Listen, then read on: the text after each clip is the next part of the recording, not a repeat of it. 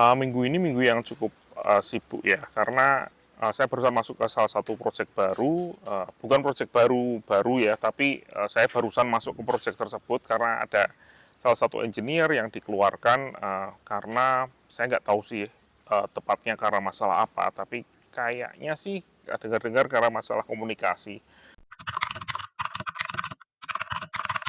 Dude, it should be F, not V.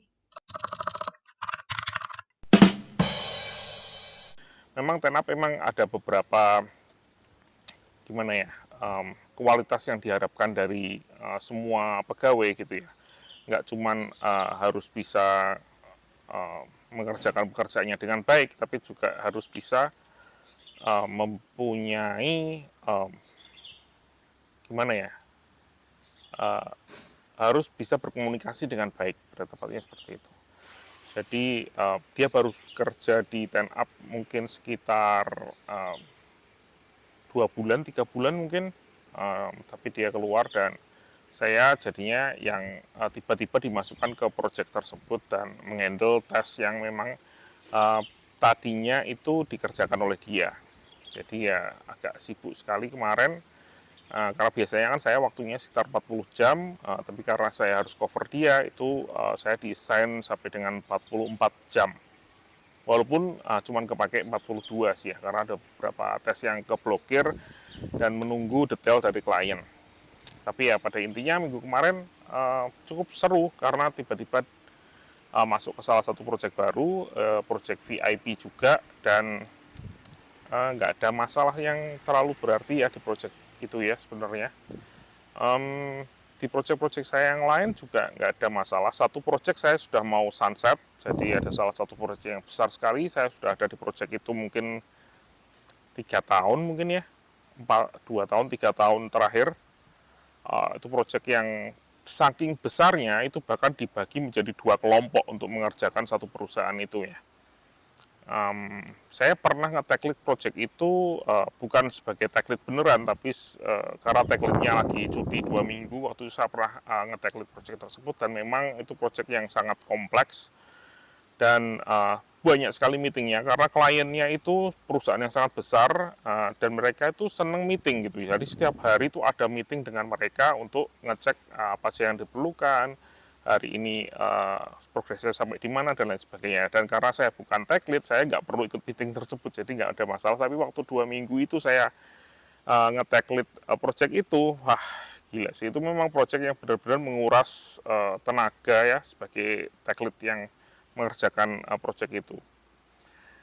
Dan sebagai salah satu anggota di project itu, memang itu salah satu project yang sibuk dan ribet gitu ya. Dan ya saya cukup senang sih ya bisa keluar dari project itu karena ya karena memang sudah waktunya ya. Karena memang kalau memang sebuah project itu terlalu lama, orang-orangnya itu biasanya kan jadi agak stagnan gitu ya.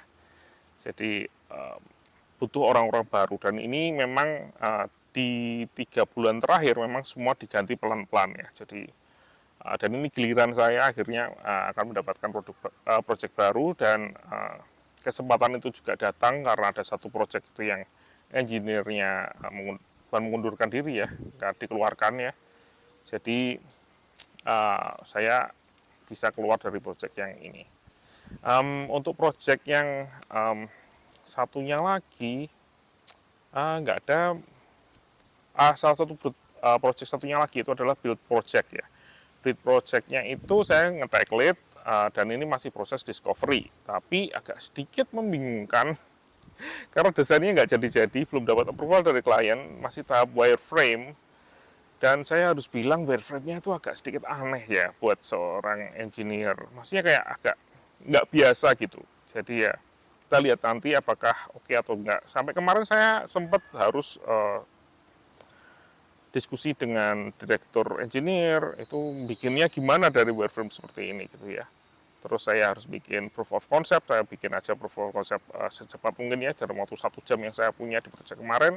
Saya bikin proof of concept dan akhirnya oke, dari pihak direktur juga oke dan cukup tenang karena saya bilang saya bisa bikin wireframe seperti ini, nggak perlu khawatir.